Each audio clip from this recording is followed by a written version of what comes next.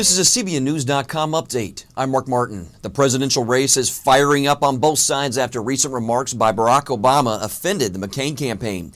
Yesterday, Obama said you can put lipstick on a pig, but it's still a pig. It's an old political expression, but many are asking whether Obama was referring to McCain's running mate, Sarah Palin. She made a famous remark last week in her speech, telling the crowd the difference between a pit bull and a hockey mom is lipstick.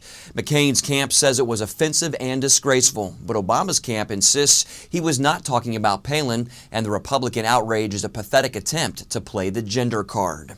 Hurricane Ike is gaining strength over the warm waters of the Gulf as it continues on a path toward Texas. Authorities there are evacuating Gulf Coast residents with special medical needs.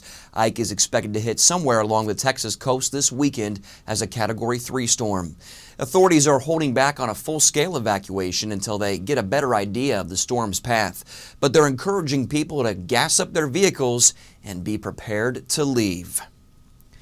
North Korean officials are denying reports their leader Kim Jong Il is sick, but a South Korea spy agency says the leader is recovering from surgery. And there is speculation the 66-year-old dictator suffered a stroke. He hasn't been seen in public since mid-August and didn't attend the country's 60th anniversary celebration Tuesday. That makes some wonder about the stability of North Korea's government.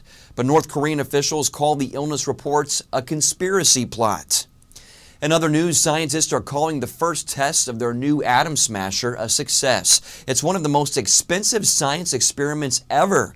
The device smashes atomic particles together at blazing speeds. They say they hope to actually mimic the moment just after the universe was created. But some critics fear the collision of particles could make small black holes that could affect the Earth and stars. Supporters call that idea nonsense. They describe the project as the biggest physics experiment in history. Construction continues on the 9/11 memorial at the 16-acre site in New York City. The new museum planned for Ground Zero will also memorialize the Twin Towers in its design. Planners are setting a deadline for the opening of the memorial for September 2011, 10 years after the terrorist attacks. Meanwhile, the first permanent memorial for victims of the attacks will be dedicated tomorrow at the Pentagon.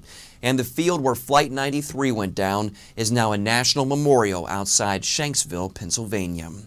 And finally, meet Marjorie Schroeder. She's a retired grandmother living in Arizona. Marjorie likes spending time with her grandkids, but decided last year that she is a thrill seeker at heart.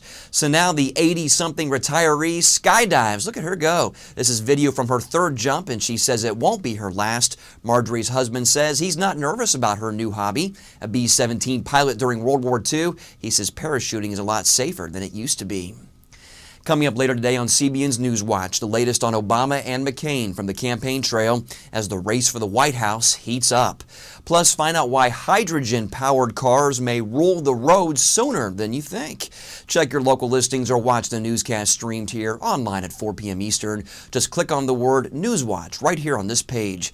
And for more news around the world 24/7, stay with CBNnews.com.